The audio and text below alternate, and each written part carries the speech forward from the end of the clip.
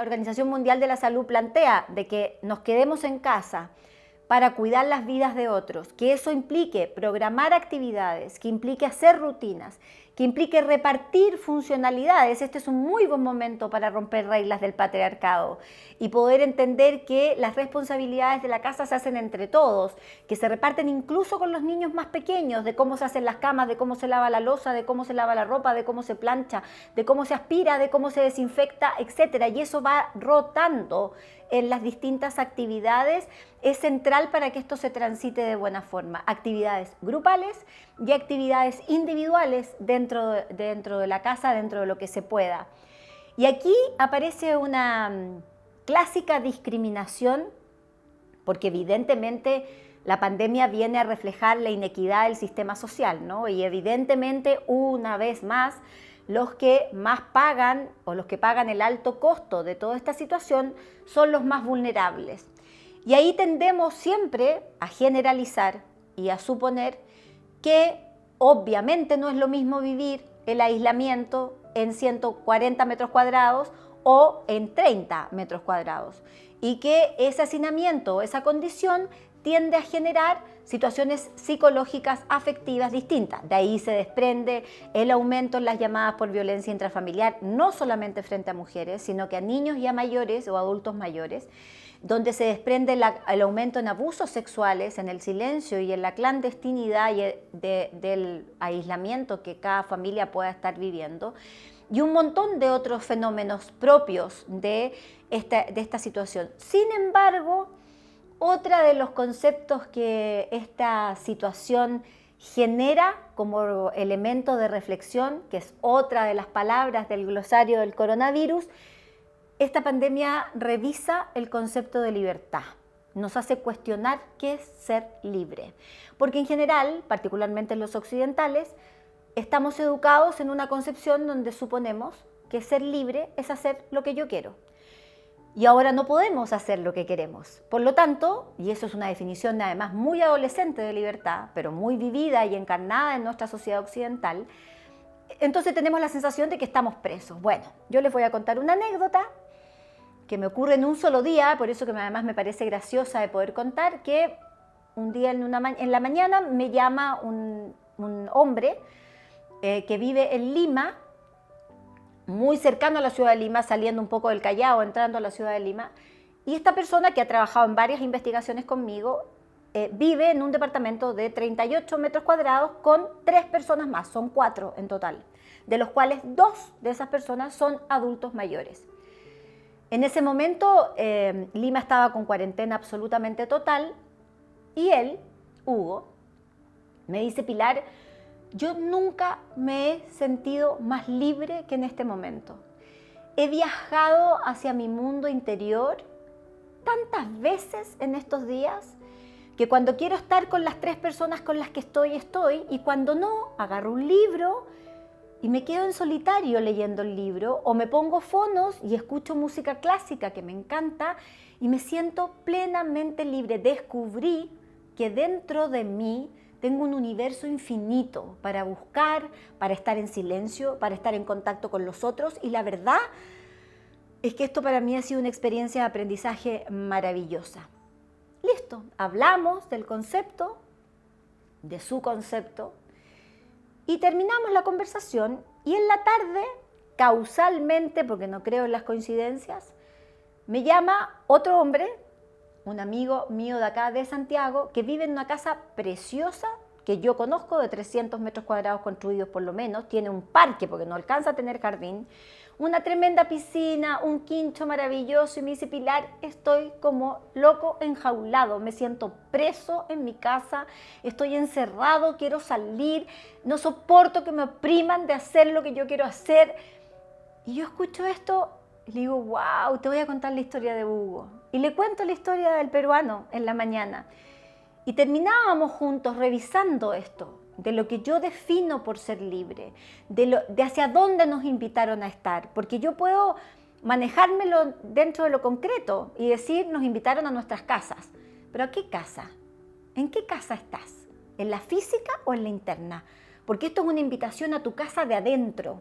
¿Para qué? Para hacerte las grandes preguntas aunque estés trabajando y estés en primera línea, que nunca te has hecho probablemente. Ojalá te las hayas hecho muchas veces.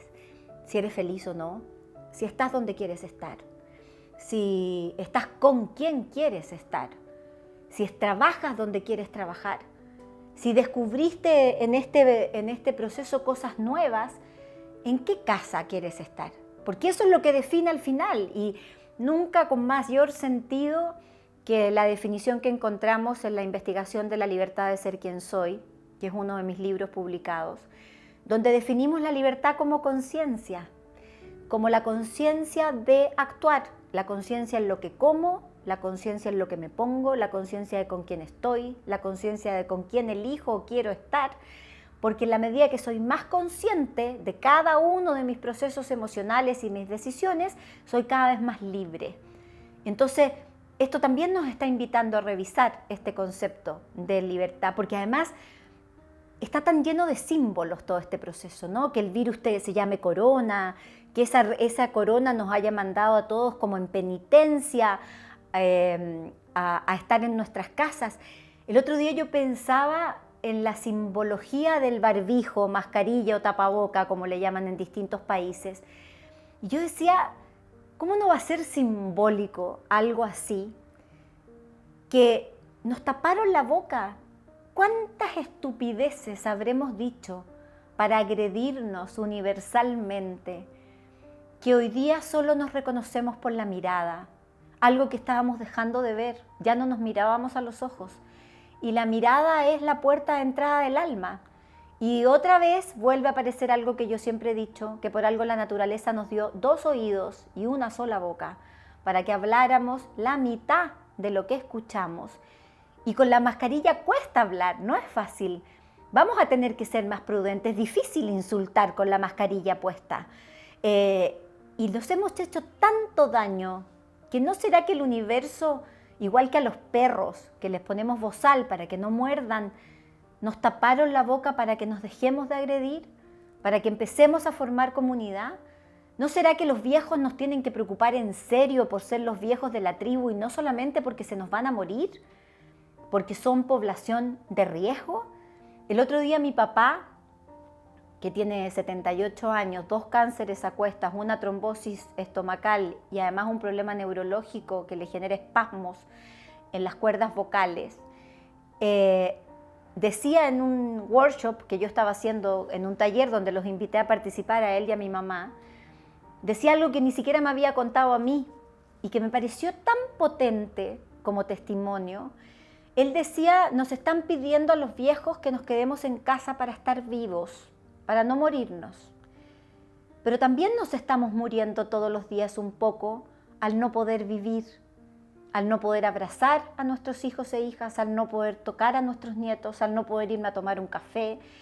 Entonces, nosotros los viejos vivimos en una permanente contradicción entre que nos estamos cuidando para vivir y al mismo tiempo nos están quitando vida, o este virus nos está quitando vida en términos de experiencia.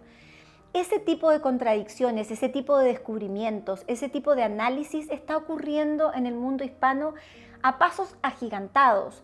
Después de esto van a haber muchas separaciones de pareja, porque yo espero que haya una limpieza de honestidad. Pero también van a haber y están habiendo, y soy testigo de muchos encuentros de pareja, muchas resignificaciones vinculares afectivas, muchos encuentros entre padres e hijos que no se han visto, pero que se empezaron a reconciliar en ese distanciamiento. Ha habido mucho perdón de muchos lados, por lados y lados. Hay muchas familias en América Latina que están tomando la decisión de sacar a sus hijos de las escuelas tradicionales y empezando a optar por el homeschool, porque se están dando cuenta que sus hijos aprenden mejor, más rápido y con mayor motivación en casa, y al mismo tiempo pueden tener redes sociales y amigos reales en estos sistemas patrocinados, la gran mayoría de las veces, por establecimientos educacionales que se dedican a este sistema escolar. Hay mucha gente que le encantó el teletrabajo. El teletrabajo requiere de 2 condiciones: mucha autodisciplina para poder normar y regular cómo yo me regulo y decir trabajo de tal hora a tal hora y de tal hora a tal hora, Por lo tanto, requiere de mucha autodisciplina y fuerza de voluntad y requiere de mucha conciencia del empleador. Porque hoy, como además hay mucho temor por perder los trabajos, porque esa es la próxima pandemia que viene, que es la económica, entonces la gente está trabajando muchas horas al día para poder complacer, estar alerta, vigente y siendo bien aprobada por el empleador. Entonces hay mucha gente que le gustó este sistema de trabajar en casa y que ya no quiere volver a trabajar en la oficina. Hay mucha gente que no quiere volver a vivir un sistema de levantarse a las 6 de la mañana, tomar 2 locomociones, tomar además el metro, andar 2 horas y media para llegar a un trabajo, y quiere empezar a descubrir formas nuevas de ganarse la vida sin tener que desgastarse tanto y sobre todo privilegiando sus vínculos afectivos. Hay mucha gente que lo único que quiere es volver a la oficina porque no tiene la autodisciplina o porque tiene empleadores abusadores que no han sabido respetar los tiempos de trabajo y que por lo tanto quiere volver y regresar al proceso para tener todo ordenado y saber que ahí trabaja y en la casa está. Y así podría estarles mencionando familias que me dicen que por primera vez están conociendo a sus hijos adolescentes, familias que se han tenido que sentar con sus adolescentes a decirles: nos equivocamos, nosotros estábamos preocupados del éxito económico y la verdad es que los conocemos poco, no sabemos lo que a ustedes les pasa ni lo que sienten. Familias que venían ya en proceso de conocimiento y que han aprovechado esta experiencia para poder compartir muchas más emociones de las que de una u otra manera pueden compartir diariamente. Y así un sinfín de procesos distintos que están ocurriendo y que ahora, particularmente en este momento, está empezando a desencadenarse otro proceso que es el miedo a salir, que va a ser tan complejo como el miedo que hubo al entrar. Y hoy día, de hecho ayer, tuve 10 llamadas en el día de gente con crisis de angustia en supermercados, de gente que se angustia porque ve a la gente con mascarilla, de la rabia que produce ver a alguien sin mascarilla y de la violencia que tiende a generar eso y de cómo poder manejarla sin caer en un tema social importante.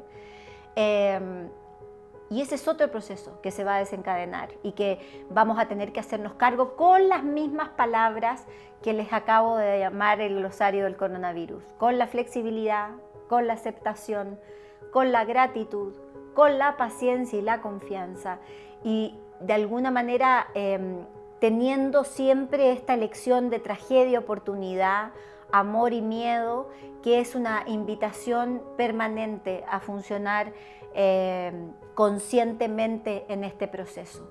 Ahora, ustedes podrán decir que yo estoy mostrando una visión romántica de la pandemia. Puede ser. Pero yo siempre he tomado la decisión en mi vida, con todos los dolores que he vivido, que no han sido pocos, de vivir las cosas como un aprendizaje, donde me importa mucho más el para qué de una situación que el por qué. Y eso lo he aprendido a punta de solo dolores y errores. Y he podido comprobar también que en todas las investigaciones que he hecho, las 12 que he hecho en el mundo hispano, los estudios de campo, uno puede concluir que los cambios sociales ocurren en 3 tercios. Hay un tercio que no necesitaba el coronavirus, que ya venía entendiendo que tenía que disminuir el consumo, que no lo sea feliz, que venía entendiendo que tenía que tomar decisiones en relación a la paz interior, que hay que estar donde el alma sonríe, que esa es la definición de paz más grande y uno sabe y uno puede cuando está en silencio. Y ahora hay mucho silencio y eso da mucho miedo a mucha gente porque nunca había estado invitada a mirarse a sí misma. Esa sensación de poderse mirar, esa gente de ese tercio ya lo estaba haciendo, ya se estaba mirando, ya estaba buscando el silencio, ya había tomado decisiones sobre su vida para buscar y encontrar la paz interna. Estaba consumiendo menos, viendo mucho más a los afectos. Por lo tanto, lo que vino a hacer el coronavirus con esa gente fue decirles: van por el buen camino, ese es el camino correcto. Ahora que les quitamos el tener, les quitamos el hacer y tienen que empezar a ser personas, esa gente está tranquila.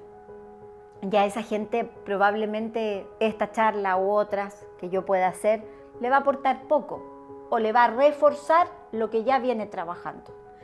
Hay otro tercio que nunca entiende nada. Y no es porque sean tarados, sino que porque se mueven en bajos niveles de conciencia. Y con coronavirus o sin coronavirus van a seguir actuando desde el miedo, desde la violencia, desde la rabia, desde la omnipotencia y de todo lo que ese miedo como ente vibrador genera. Por lo tanto, a esa gente esta charla no le sirve de nada, la va a descalificar, va a decir que que estoy siendo romántica, que eso no se puede aplicar, etcétera, etcétera. Pero hay otro tercio que es por el que yo me levanto todas las mañanas hace 30 años, que es el tercio que tiene la tremenda oportunidad con esta experiencia de moverse o hacia el tercio de mayor conciencia o hacia el tercio de menor conciencia. Yo trabajo para que ese tercio se mueva hacia la vibración del amor y pueda procesar esta información, porque además ese tercio es un tercio que está buscando. Es el tercio que ve los lives de los grandes relatores de América Latina, que me acompaña a mí en las redes. No soporto la palabra seguidor, la encuentro espantosa, igual que la palabra fan, no las tolero. Porque la palabra seguidor supone que yo voy más adelante que el resto, y eso es falso. Yo voy caminando con la gente, nos acompañamos en una comunidad. Por lo tanto, yo trabajo para que ese tercio que está inquieto, que está buscando, que se angustia, que come dulces, que le pasan cosas, que hoy día se despertó bien y termina mal, que ha llorado, que se ha angustiado, que le han pasado cosas, se permitió sentir procesos, pase al tercio de mayor conciencia. Y al final de este proceso seamos 2 tercios con mayor conciencia y solo 1 tercio con menor conciencia. Lo terrible sería que esto pasara, saliéramos y la gente me empezara a decir: "Oh, Pilar, qué tonta, yo debería haber aprovechado más el estar en la casa y no lo aproveché. Debería haber ordenado y no ordené, debería haberme preguntado cosas y no me pregunté, debería haber aprendido cosas y no quise aprender porque estaba paralizada o paralizado y no fui capaz de rescatar la experiencia". Sería terrible que eso pasara.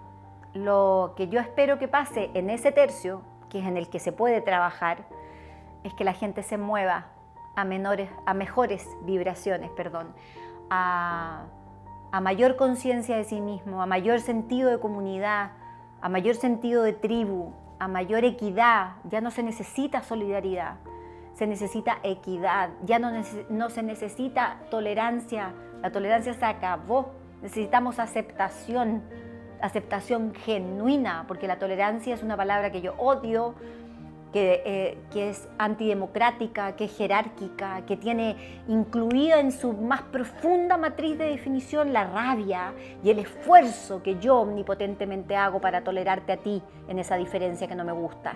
La aceptación no, pues la aceptación es genuina, es democrática, es igualitaria, es amorosa. Yo me permito aceptarte en esa diferencia y hacia allá siento yo, y voy a pelear hasta el último aliento respiratorio, donde seguramente alguno de ustedes me va a estar cuidando el día que me vaya, por eso, por aumentar el nivel de conciencia, por aumentar los índices de libertad, pero de la libertad profunda, no de la libertad de hacer lo que quiero, no de la del capricho occidental, sino el poder trabajar en desapegarnos emocionalmente, en cambiar la definición de amor, que amor no significa ni apego, ni necesidad, ni carencia. Amor es abundancia, y cuando yo elijo desde la carencia me equivoco siempre, siempre. De hecho, hay una frase mía que se ha hecho muy famosa en el mundo, que se ha traducido incluso a distintos idiomas. El otro día me la contaron, que yo supongo que decía eso, porque no lo sé, en ruso, que es que no se puede salir a buscar pareja con hambre, porque si uno sale a buscar pareja con hambre, uno come cualquier cosa.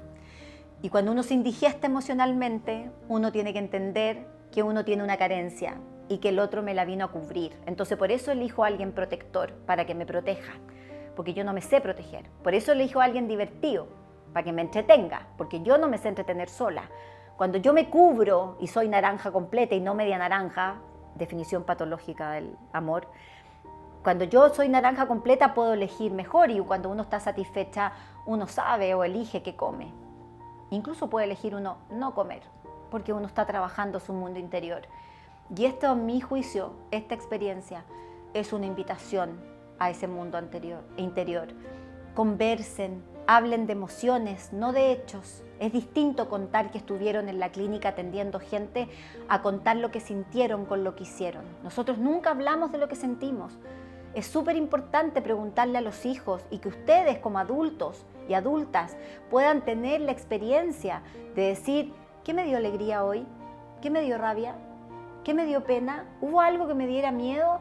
Y que eso de una u otra manera pudiera ser comunicado dentro del vínculo afectivo, sobre todo cuando llegan de jornadas cansadoras, llenas de miedo y de inseguridad, sobre todo los que están ahí en primera línea.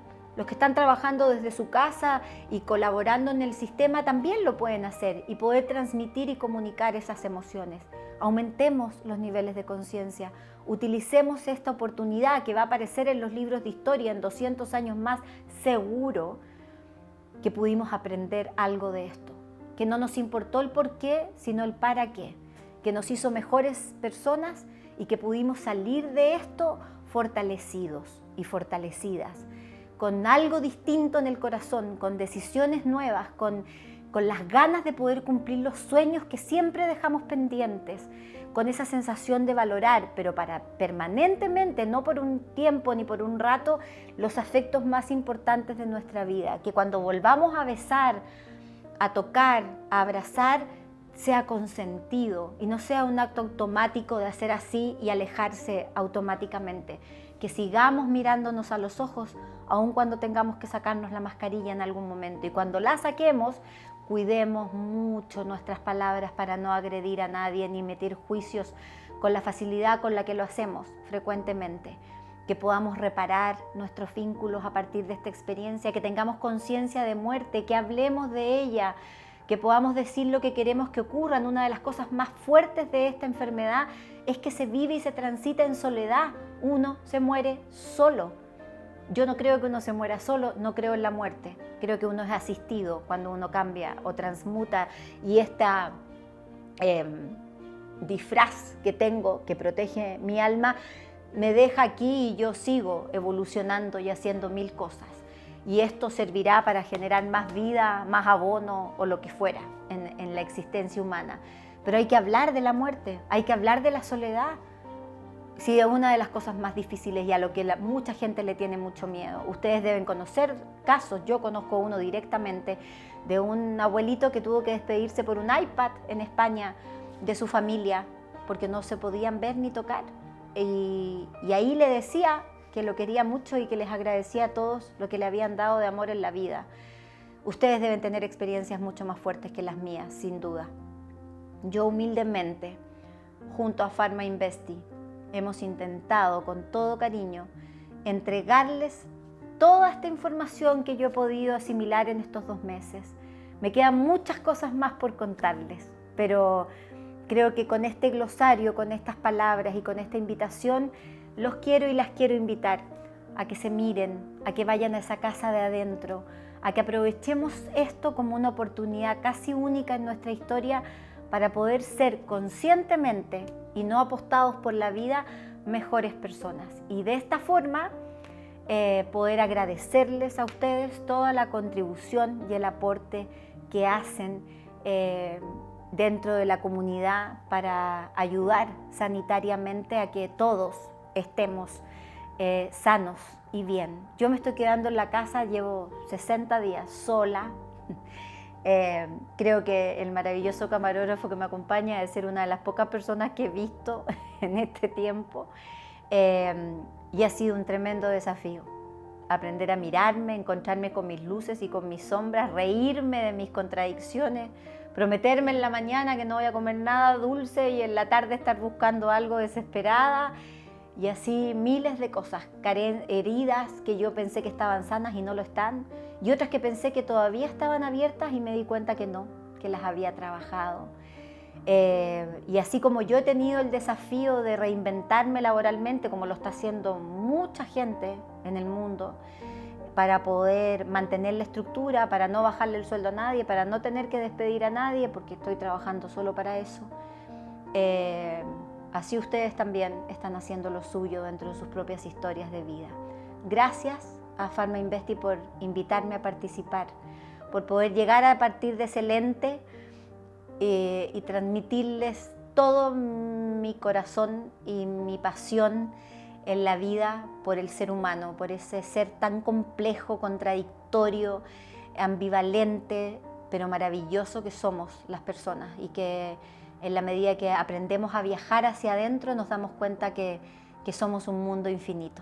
Nos volveremos a encontrar, a lo mejor presencialmente, a lo mejor no, si la vida nos permite ese espacio. Muchas gracias.